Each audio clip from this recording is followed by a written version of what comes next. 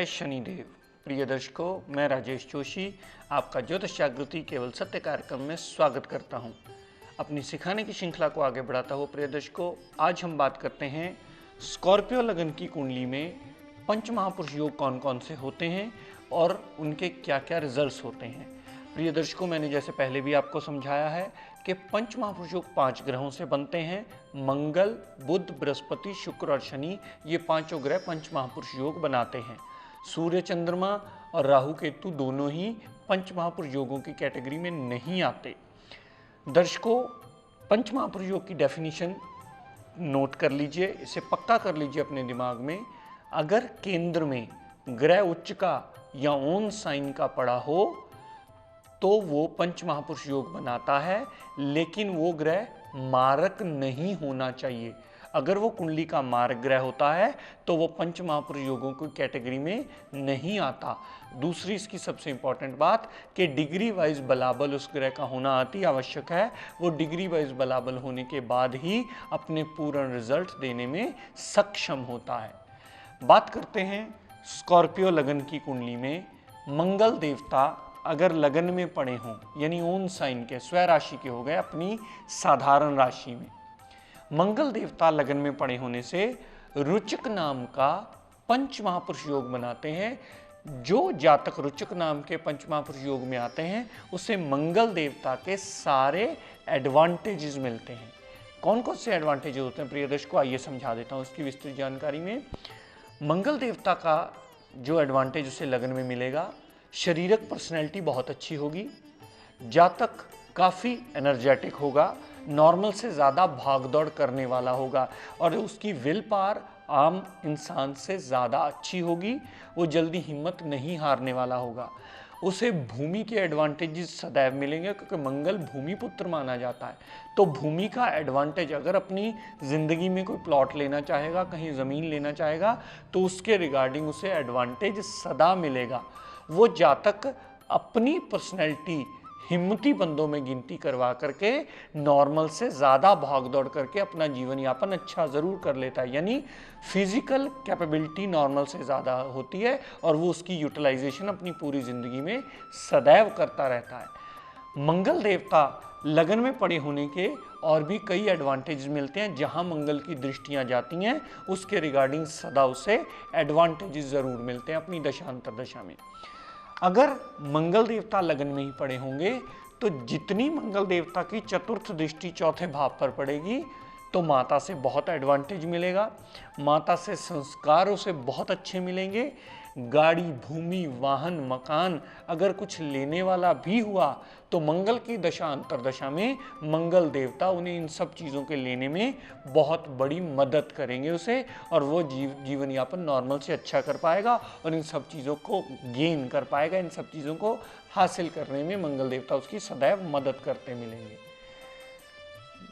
दर्शकों, अगर मंगल देवता की सप्तम दृष्टि जो सप्तम भाव पर पड़ी रुचक नाम के पंच महापुरुष योग में, तो मंगल देवता पार्टनरशिप में सदैव एडवांटेज देंगे। उसका पार्टनर भी उसे जैसा मर्जी मिले, लेकिन वो खुद की कार्य क्षमता से अपने पार्टनर की कमियों को भी दूर करके उससे एडवांटेज ले लेगा। जो सप्तम भाव पर दृष्टि पड़ी, यहाँ पर दाम्पत्य सुख के लिए भी मंगल देवता सदैव एडवांटेज देंगे और जातक को बचने के रास्ते देंगे। यानी पार्टनरशिप में अगर मिसेज के साथ भी, अगर लाइफ पार्टनर के साथ भी कोई गड़बड़ होती है तो वो जातक अपनी कैपेबिलिटीज से उन चीज़ों से, उन प्रॉब्लम से निकलने का रास्ता ज़रूर ढूंढ लेगा और वो सदैव एडवांटेज मिलेगा। अगर जातक की मंगल देवता की सातवीं दृष्टि सप्तम भाव पर पड़ी तो वो डेली वेजेस के भी नए रास्ते ज़रूर खोल देता है। और ऐसे कई जातक मैंने देखे हैं जो कई जगह काम करते हैं, मतलब सुबह कहाँ काम किया, 10 से लेकर 2 बजे तक कोई और जॉब की, 2 बजे से 6 बजे तक कोई और जॉब की, 6 बजे से रात को 10 बजे तक कोई और जॉब की, यानी अपनी शारीरिक क्षमता का पूरा यूटिलाइजेशन वो लोग करते अवश्य हैं क्योंकि मंगल देवता शारीरिक एनर्जी का कारक है। वो एनर्जी को यूटिलाइज करके अपने जीवन यापन को अच्छा करने की कोशिश में सदैव लगे रहते हैं और कहीं ना कहीं से उन्हें रोजी रोजगार में लाभ भी ज़रूर मिलता है, जितनी दृष्टि सप्तम भाव पर मंगल देवता की आती है। मंगल देवता की लगन से अष्टम भाव पर जो 8वीं दृष्टि पड़ी तो जातक अपने हार्डवर्क से अपनी प्रॉब्लम्स को दूर करता है। मंगल देवता के रुचक नाम के पंचमहापुरुष योग होने से जातक को ब्लड रिलेटेड प्रॉब्लम जल्दी नहीं आती। जातक को इस बात का सदैव एडवांटेज मिलता है कि ब्लड रिलेटेड प्रॉब्लम नॉर्मल से अबव ना होकर के नॉर्मल से इतना एडवांटेज उसको मिलता है कि नॉर्मल बंदे को जल्दी प्रॉब्लम आ गई या जल्दी इन्फेक्शन हो गया, लेकिन जिसका रुचक नाम का पंचमहापुरुष योग होगा, मंगल उसके लिए सदैव फेवरेबल होंगे, उसे ये प्रॉब्लम जल्दी कभी नहीं आएगी।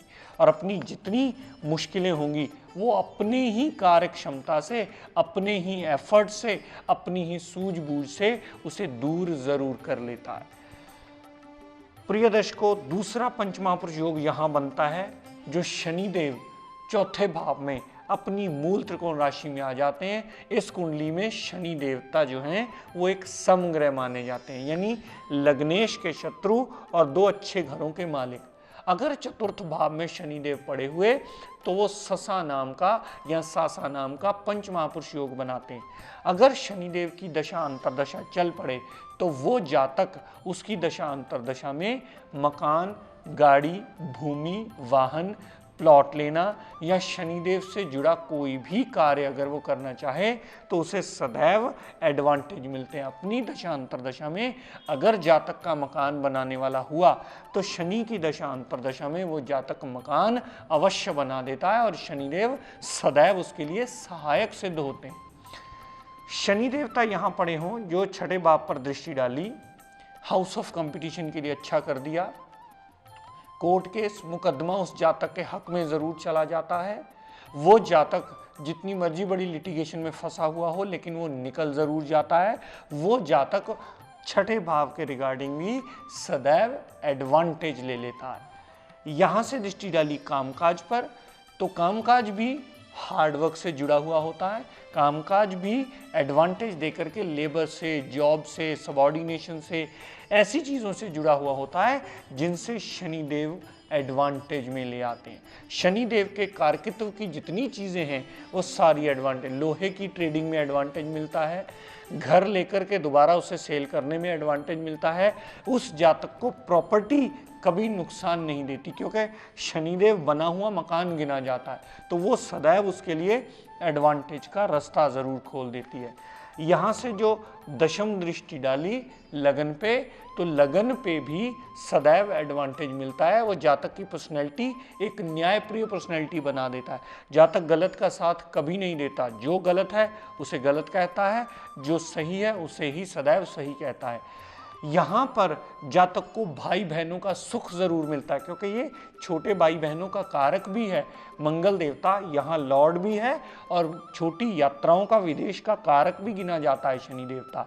तो जिसकी वजह से शनिदेव अगर चौथे भाव में ससा नाम का पंचमहापुरुष योग बना करके बैठे हों तो छोटे भाई बहनों से भी लाभ मिलता है, छोटी यात्राओं से भी लाभ मिलता है और जातक की किसी भी फील्ड में की हुई मेहनत कभी व्यर्थ नहीं जाती। उसका सदैव जातक को कहीं ना कहीं से एडवांटेज जरूर मिलता है। जैसे एक एग्जांपल ले लीजिए, टाइपिंग सीखने लग गया बंदा, सोचता है यार ये टाइपिंग मुझे कहाँ काम आने वाली है, लेकिन जब उसने कंप्यूटर लिया तो पता चला वो कीबोर्ड वैसे का वैसा ही है, उसकी स्पीड वैसी की वैसी बनी रहती है, तो उसे उस चीज़ का एडवांटेज, मतलब कहीं भी वो मेहनत करता है तो सदैव उसका एडवांटेज लॉन्ग रन में उसे मिलता है, कभी भी उसकी मेहनत व्यर्थ नहीं जाती।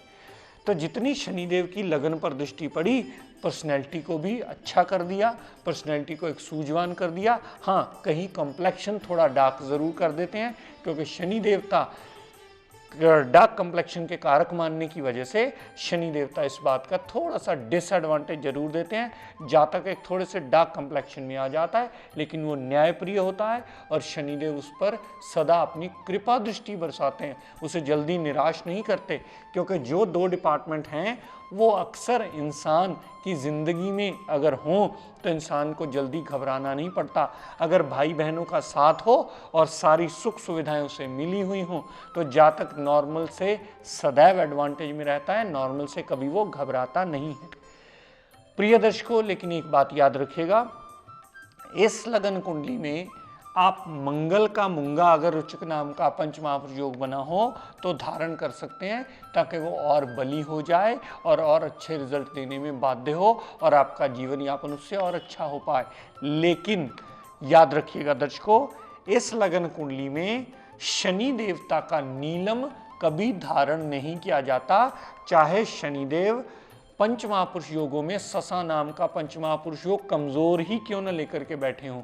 इसका सबसे बड़ा कारण है दर्शकों, याद रख लीजिएगा, क्योंकि लग्नेश मंगल का शनिदेव अति शत्रु है। अगर हमने शनिदेव को बल देना शुरू कर दिया तो मंगल देवता का बल कम होना शुरू होगा, यानी आपके शरीर का ही नुकसान शुरू हो जाएगा, जो सदैव आपके लिए अशुभ होगा।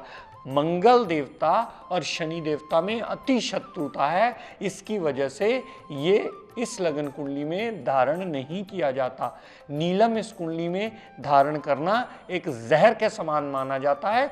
चाहे आपका मकान कितना भी देरी से बनने वाला क्यों ना हो, चाहे आपका भाई बहन आपका साथ ना दे रहे हों, चाहे आपकी छोटी यात्राएं ना हो रही हों, मकान गाड़ी भूमि वाहन बनने से जितनी मर्जी दिक्कत परेशानी आ रही हों, लेकिन नीलम सदैव वर्जित माना जाता है, जो आपके कर्म का और आपके लगन का ही अति शत्रु हो।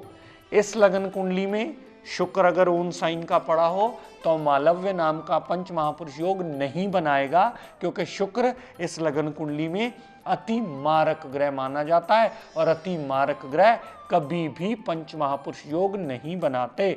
ना ही सूर्यदेव पंच महापुरुष योग बनाते हैं, जैसे मैंने पहले भी कहा था, सूर्य और चंद्रमा पंच महापुरुष योगों की गिनती में आते ही नहीं, क्योंकि सूरज पिता माना जाता है और माता को चंद्रमा माना जाता है। इसकी वजह से इनकी गिनती पंच महापुरुष योगों में नहीं की जाती। तो प्रिय दर्शकों, आज का टिप ऑफ द डे देता हूं, नोट कर लीजिए। आप में से अक्सर लोग आते हैं, ये कंप्लेंट करते हैं, ये बताते हैं कि जी मैं तो सबके लिए अच्छा करता रहता हूँ, लेकिन मुझे उसका रिवार्ड अच्छे में नहीं मिलता। मैंने फलाने के लिए अच्छा किया, मैंने उसके लिए अच्छा किया, मैंने उसको राय दी अच्छी, मैंने उसको सेटल किया, मैंने उसके अच्छे बुरे वक्त में साथ दिया, लेकिन फिर भी मुझे अंत में जो रिवार्ड मिला वो टोटली नेगेटिव ही रहा, मेरे लिए वो अच्छा नहीं रहा। तो प्रिय दर्शकों, ये बात नोट कर लीजिए, हमारे पूरी कुंडलियों में, सबकी कुंडलियों में एक जैसा मान यश का कारक जो है वो सूर्य देव को माना जाता है। आपकी कुंडली में सूर्यदेव अच्छा हो या आपकी कुंडली में बुरा हो या कारक हो या मारक हो, ये बातें सोचना आप छोड़ दीजिए। अगर आपकी कुंडली में मान यश की कहीं ना कहीं कमी आ रही हो, आपका इतना अच्छा रिवार्ड करने के बाद भी आप किसी की आउट ऑफ द वे जाके मदद करो और उसके बाद भी आपको वो रिवार्ड रिजल्ट ना मिल रहा हो जो आप डिजर्व करते हो या जो आप एक्सपेक्ट करते हो, तो उसके लिए सिंपल सा एक इलाज नोट कर लीजिए, और वो कोई भी जातक कर सकता है। टिप ऑफ द डे में नोट करना चाहिए तो ये रख लीजिए कि सूर्य देवता को प्रणाम हर जातक को करना चाहिए, चाहे सूरज अच्छा हो चाहे बुरा हो। अगर अच्छा है तो और अच्छा होने में मदद करेगा, आपका मान यश बचाने में, आपके मान यश में वृद्धि करने में वो हेल्प करेगा। अगर बुरा है सूर्य तो अपना पाप प्रभाव कम करके आपका जीवन यापन अच्छा करने में तब भी सूर्य देवता आपको मदद करेगा। लेकिन एक बात का ख्याल रखिएगा, सिर्फ प्रणाम करना है, जल नहीं देना या रतन नहीं पहनना। जल देना या रतन पहनना आपकी कुंडली के मुताबिक होगा, लेकिन हाथ जोड़ के प्रणाम करके सुखना मांगना ये दुनिया में हर जातक कर सकता है सूर्यदेव को, जिसको भी अपना मान यश बचाना हो या मान यश प्यारा हो या मान यश में बढ़ोतरी करनी हो, तो सूर्य देवता के पास इसका डिपार्टमेंट है। सूर्य देवता को प्रणाम करके रोज इससे सुखना मांगी जाए तो आपके मान यश में सदैव एडवांटेज मिलता है। प्रिय दर्शकों, हम सब के लिए मंगल कामना करता हो, शनिदेव से ये प्रार्थना करता हूँ, शनिदेव हम सब पर अपनी कृपा दृष्टि दया दृष्टि सदैव बनाए रखें। जय शनि।